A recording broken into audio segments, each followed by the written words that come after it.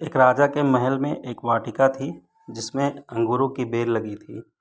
वहाँ रोज़ एक चिड़िया आती थी और मीठे अंगूर चुन चुन कर खा जाया करती थी और अध पके व खट्टे अंगूरों को नीचे गिरा देती थी। माली ने चिड़िया को पकड़ने की बहुत कोशिश की पर वह हाथ ही नहीं आई। हताश होकर एक दिन माली ने राजा को यह बात बताई। ये सुनकर राजा ने चिड़िया को सबक सिखाने की मन में ठान ली और वाटिका में छिपकर बैठ गया।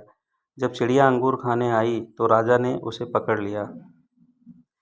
जब राजा चिड़िया को मारने लगा तो उसने कहा, राजन, मुझे मत मारो, मैं आपको ज्ञान की 4 बातें बताती हूँ।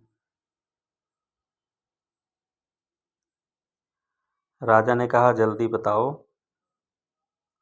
चिड़िया बोली, हे राजन, सबसे पहले तो हाथ में आए एक शत्रु को कभी मत छोड़ो,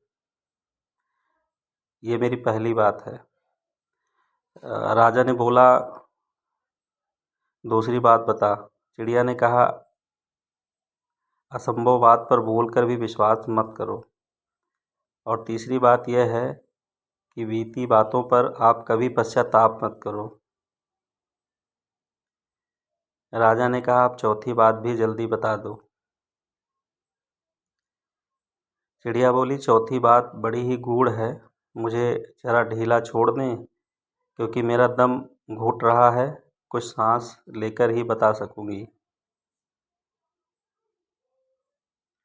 चिड़िया की बात सुनकर जैसे ही राजा ने अपना हाथ ढीला किया, वो उड़ गई और एक डाल पर बैठ गई